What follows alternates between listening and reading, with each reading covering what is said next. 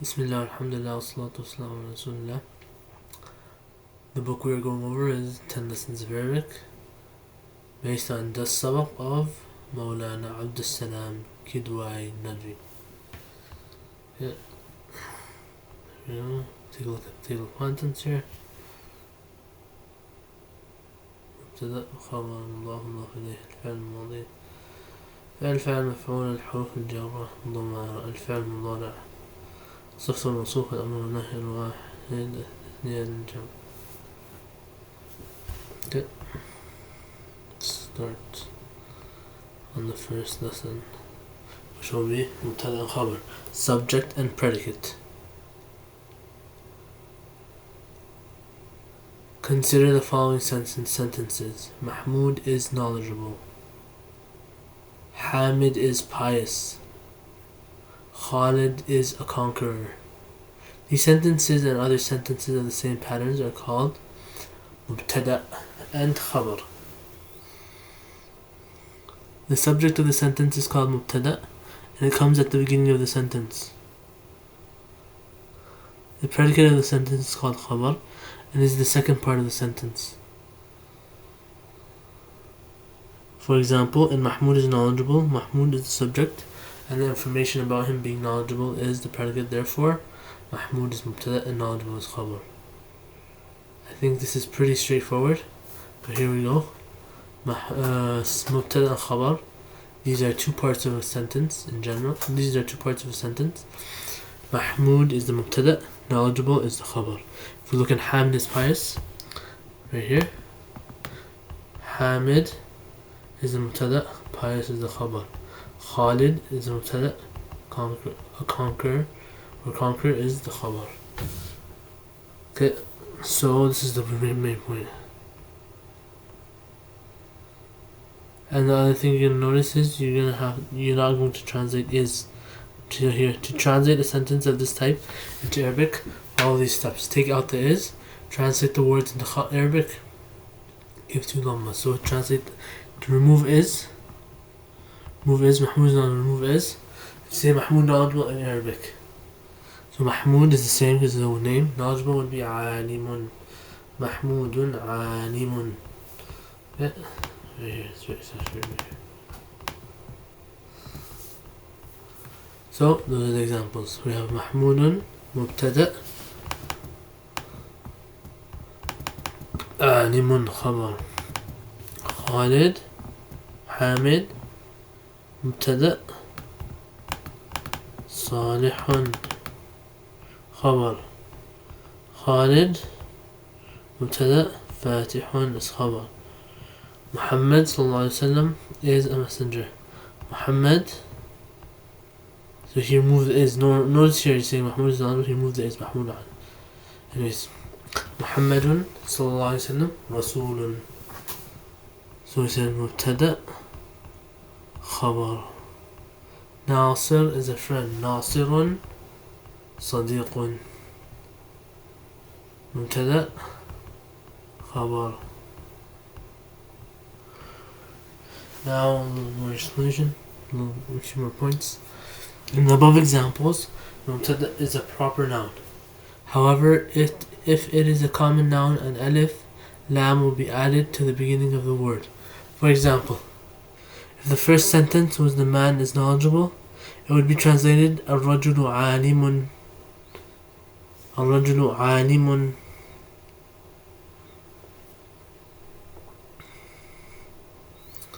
So here we have a proper noun. Mubtada is a proper noun. What's a proper noun? See the one there.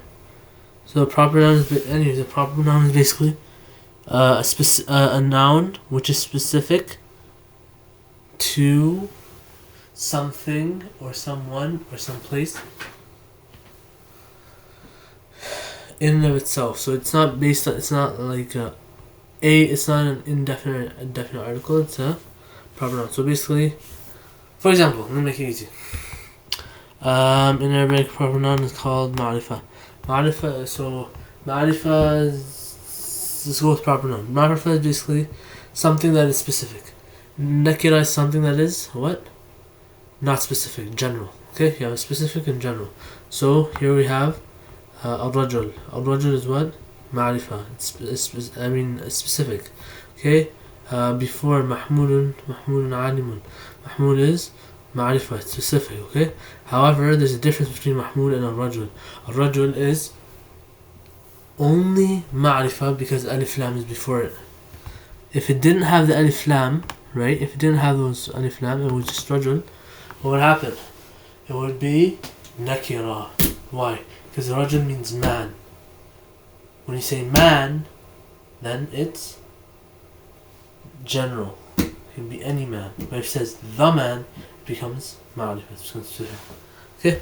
So, what he's trying to say here though is mubtada is always ma'rifah. Is always ma'rifah, right? That's what he's trying to say. Because that's the main point. So make sure that, anyways, al-rajul, whether it's al-rajul, you're using the alif lam, or you're not using the alif lam, it's just a name. The beginning is ma'rifah. Okay? It's important to note here that whenever alif lam comes before a word, and he's also trying to teach you about alif lam, ma'rifah, nakira, all that stuff. All that good stuff. Okay, continue. It is important to note here that whenever alif lam comes before a word, the tanween becomes a single fatha, kasra, or dhamma. Basically, when you use alif lam, what happens? This, yeah, it's a one dhamma, it's not two. See, alimun doesn't have an alif lam, it says it's two dhammas. You notice here again, he says al-rajulu, rajulun. He took out the alif lam, that tanween popped in, the double dhamma popped in. When you put the alif lam, it became one, it was only one dhamma. Alif lam is being used in place of the definite article the. So it's basically a the. Alif lam basically means the. So he's trying to say it gives distinction. It gives distinction to a word. For example, distinction makes it specific. Yeah. Distinction to a word. For example, a man is any man and the man is a specific man. So if you have an alif lam, right, then it is the man. If it is no alif lam, it is a man. So it becomes either specific or general. Sometimes alif lam is used for the meaning of a whole category class. So for example, al-insan. So we're saying mankind. Mankind is also ma'rifah because it's only talking about men. It's only talking about, humans. Mankind is only talking al-insan. It's only talking about humans. It's not talking about jinn. It's not talking about animals. It's not talking about mountains. I don't know. It's only talking about men. So it is still ma'rifah.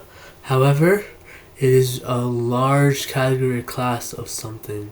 Okay? Means mankind. And alhamdu means all praise. Alhamdu. So another thing is one category of one huge category or one huge word that involves so many things. So all types of praise, everything that is considered praise is alhamdu. Hamdun means one type of praise or one praise, right? But alhamdu means the praise. Alhamdu means all praise, not the praise, but all praise. Notice. So alif lam can be used in different ways is another point you can take out of this. Then, if the mubtada is feminine, then the khabar will also have to be feminine. If the mubtada is feminine, then the khabar will also have to be feminine. Okay, so mubtada takes the gender of the khabar takes the gender of the mubtada. Notice mubtada comes first, coming from the word bada'a or ibtida, so it comes from the first. Khabar, which will come second, and it will take the gender of the mubtada. Okay, to change a word to its feminine form, add the round ta. So when you want to change a word from male to female, or male to masculine to feminine, you're gonna want to add a ta for the feminine. Add a round ta. Ta marbuta, a round ta for the feminine to the end of the word. This is usually what you have to do most of the time. For example, the man is pious is written الرجل صالح. الرجل صالح. So الرجل صالح is what? The man is pious. This is masculine. Now let's change it to female. Now if you want to say the woman is pious, you'll say المرأة صالحة. Notice المرأة صالحة. You have a round ta at the end of صالح, making it صالحة. So what happens? المرأة صالحة or صالحة. What happens? It becomes female. So we cannot say المرأة صالح. That is against. That's not the correct. That's not the correct form. You have to say المرأة صالحة. Similarly, and usually another point is that ta round towns at the end of a word, it usually indicates that it's female. Not always, but most of the time. Similarly, the girl is knowledgeable will be written as البنت عالمة. البنت عالمة. Okay. So far what did we learn here? Said we have two parts of the sentence. The first one is mubtada. Second one is khabar. Okay, and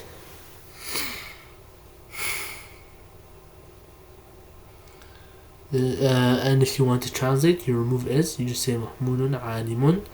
Then the other thing, that's what we learned in the first page. Second page we learned mubtada can be is usually ma'rifa, is a ma'rifa. Alif lam makes something ma'rifa, it makes it specific, it makes it distinct. It's a word specifying a specific thing. Alif lam makes it like that. If you remove the alif lam, then it will not be specific. Names are usually proper nouns, so names are already specific by nature for the most part. If you add an alif lam, then the dhamma will only be one dhamma. But if you add if you remove the alif lam, you'll automatically add two dhammas. Then we also learned that alif lam can also be used for categories of class. A category or a class. So to say all of this and all of that, all of mankind or all of praise is for Allah, is in loss, for example in Surah Al-Asr. If the mubtada is feminine, then the khabar will also have to be feminine. So yeah, وَالْعَصْرِ إِنَّ الْإِنسَانَ لَفِي خُسْرٍ. إِنَّ الْإِنسَانَ means all of mankind is in loss. That's what I meant to say. If the mubtada is feminine, then we said that the mubtada is feminine, then the khabar will also be feminine. If the mubtada is masculine, well, the khabar will also be masculine. And then we have الرجل صالح.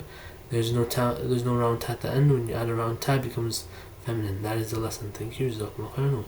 والسلام عليكم ورحمة الله وبركاته.